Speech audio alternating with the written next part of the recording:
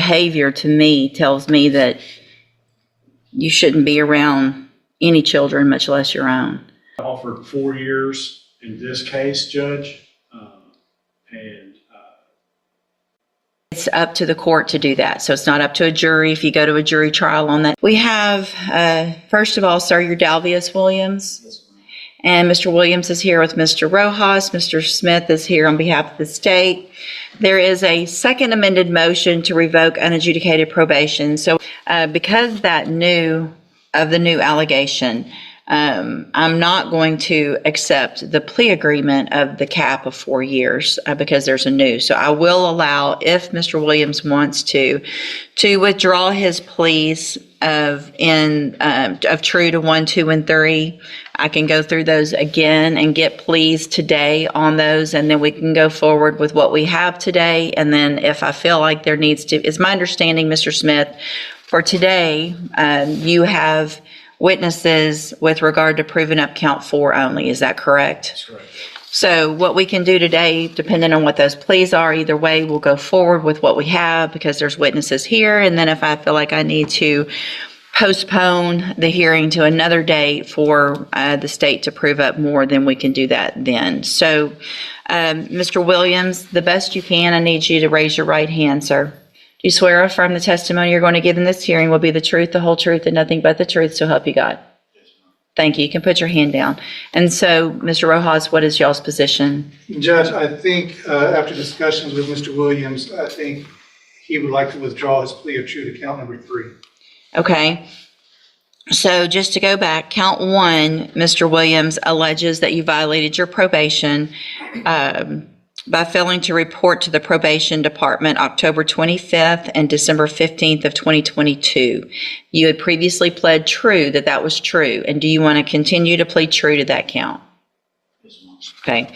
And then count 2 alleges that you're behind in your court assessed fees as of January 4th of 2023 in the amount of $3,638. You previously pled true to that count. And do you want to continue with your plea of true to count 2?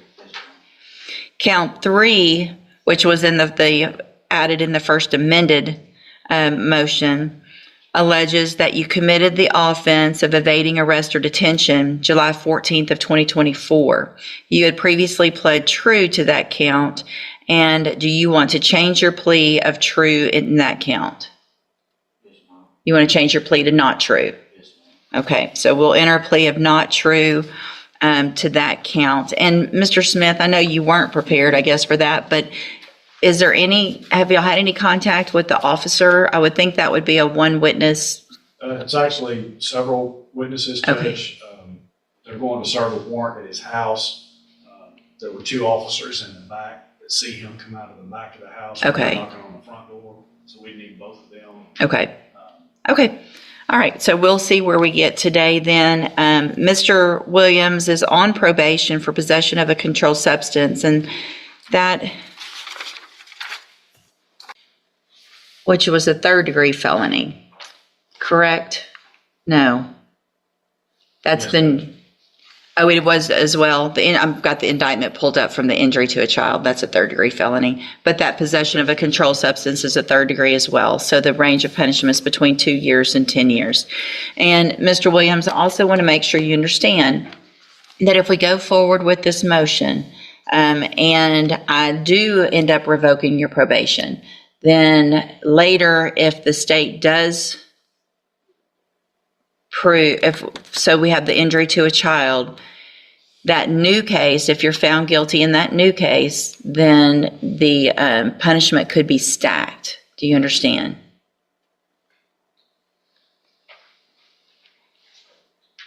Do you understand that?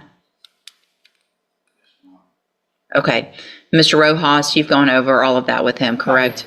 And it's also my understanding that y'all had, even in the back, Mr. Williams' mom in the back to go through everything, what his options were and all of that this morning. Is that correct as well? Correct, Okay.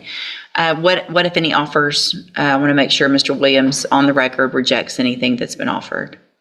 We had offered 4 years in this case, Judge, and he is rejecting that offer. Did that include an offer in the injury to a child? Actually, I offered 4 years in both cases to run concurrently. Okay. If he went today. Okay. He said no. And I told him that if he didn't do that, if we go to trial on the new one, I would move to stack that case on whatever he gets in this case, and the 4 is off the table on this case. Okay.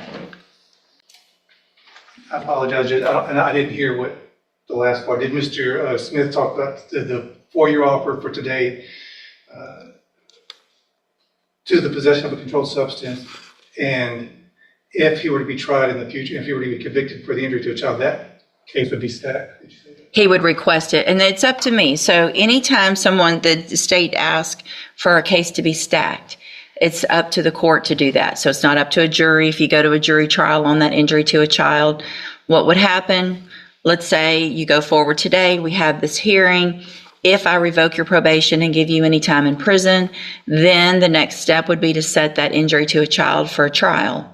And then if you're found guilty in that case by a jury, then what the state is saying is that they would ask me then to stack that, whatever sentence you might get, if you get a sentence, on top of what happens today in the motion to revoke probation. Do you understand? Okay. And so your options are today, if you wanted to go forward with a plea in both of your cases, plea of true in that motion to revoke for a 4-year sentence, plea of guilty in the new injury to a child case for a 4-year sentence, with the agreement that those sentences would run at the same time. You don't have to do that. We've got witnesses here. We'll go forward with the hearing. Just want to make sure you understand what your options are today that you won't have after today, and what your consequences could be if you go to trial and if we go forward. And nobody's trying to talk you into anything. I just want to make sure you understand it all. Does that make sense? Okay, so you understand everything that's been offered and what what you could do today and kind of where we're about to go, right? And so what do you want to do? True to first, but not to the injury to the child. Okay, then we'll go forward with this hearing. So I want to make sure also for the record what all I've reviewed. The original PSI, obviously from being placed on probation, is included with the updated pre-sentence report. Everyone should have that as well. And so when I went back through that, I just want to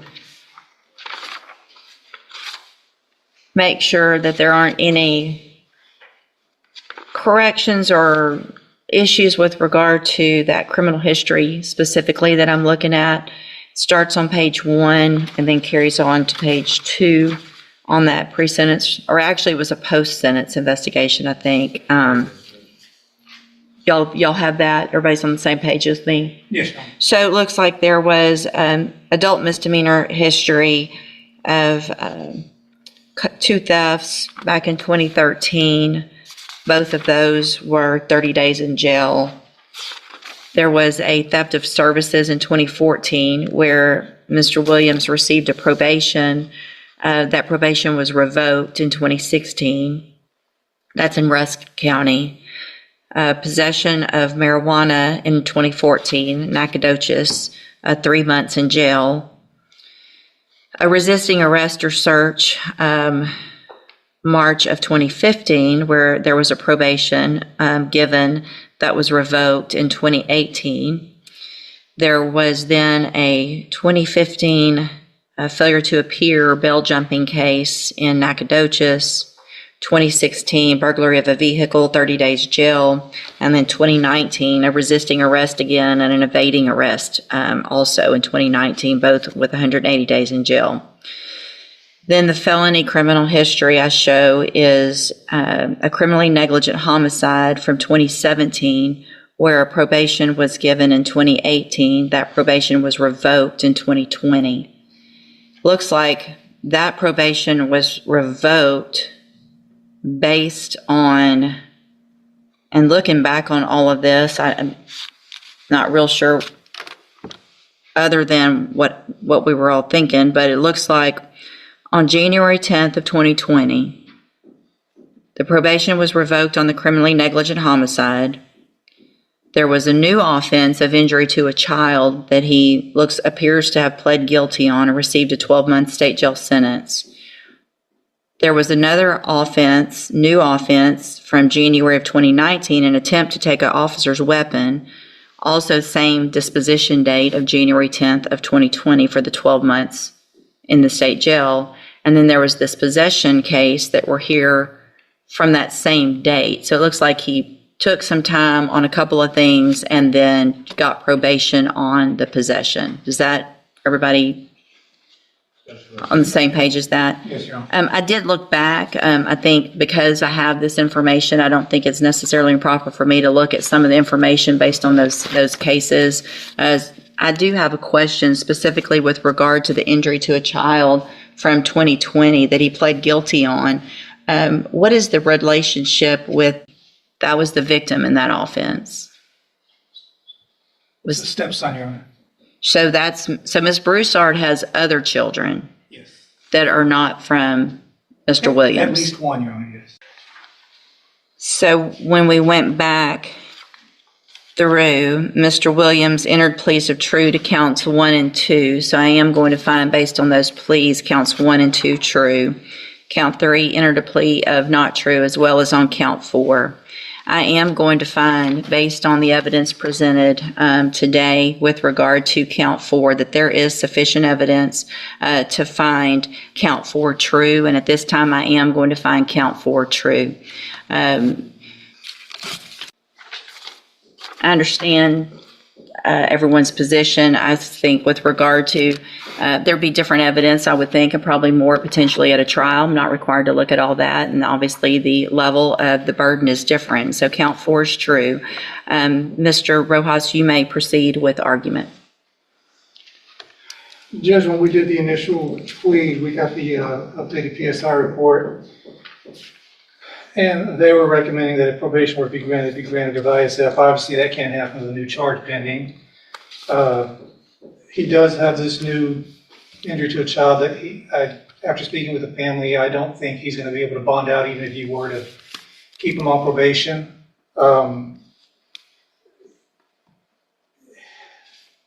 If the court is inclined to keep him on probation without ISF, we ask you to do that. If that's not going to be possible, Judge, we ask the court to consider something in the range for the possession case, 2 to 4 years. All right. Thank you, Mr. Rojas. Judge, Mr. I Smith? believe his criminal history shows fairly convincingly that he is unable to successfully complete probation. Speaking of probation officer, I don't believe it's their desire to keep him on probation with this type of charge pending, especially in light of the fact that he's already been convicted of injury to a child within the last few years. That tends to me to show more than just a pattern, it's a habit. The fact that he doesn't respect authority is shown by the jail incident reports. I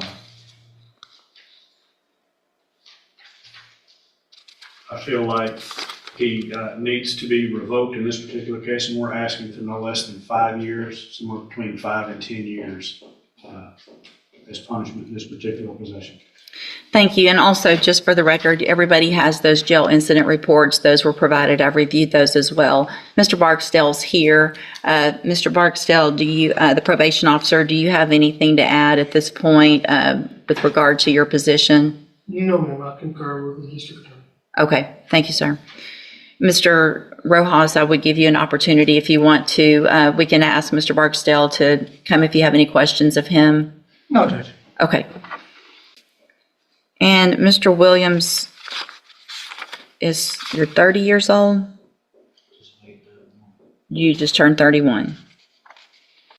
So I appreciate that you have support here and people here to support you, but your behavior to me tells me that you shouldn't be around any children, much less your own. Whatever is happening with you when you're getting angry at these children with what you're doing, because it's the same. This appears to be the exact same type of incident that you pled guilty for a few years ago when I put you on the probation for the possession. And this,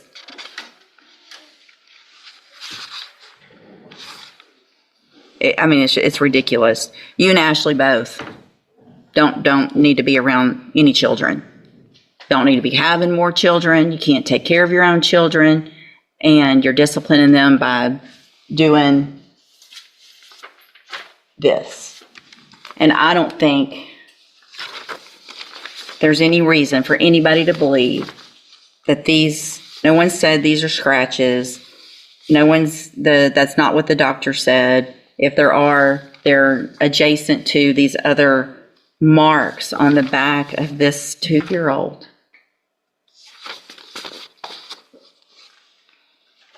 Going to find, again, that you entered your plea of true to counts 1 and 2 freely and voluntarily. Find those counts true.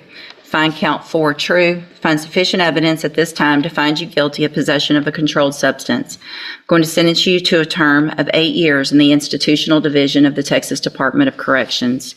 You will receive credit on that sentence for any time that you've been in custody that the law gives you the right to receive. I'm going to hand you the trial court certification. I'm making a notation on this because originally it was a plea agreement that when it was signed, I'm making a modification. Let me change it. This was not a plea agreement, so you do have some rights to appeal. I'm also going to hand you a written admonishment regarding, hold on a second, regarding your ineligibility to possess a firearm or ammunition. Because of the judgment entered against you, you're ineligible under Texas law to possess a firearm or ammunition. Possession of a firearm or ammunition could lead to charges against you. Firearm is a legal term, and you should read the written admonishment I provide you to see what devices qualify as a firearm. If you have questions about the laws that make you ineligible to possess a firearm or ammunition or about how long that lasts, you can talk to Mr. Rojas. Thank you all. I'm sorry. I know this is difficult for everyone, but I have no doubt in my mind that Mr. Williams, not just on this occasion, but probably on many, has obviously improperly disciplined, if that's what you want to call it, all of these children. So, court is adjourned.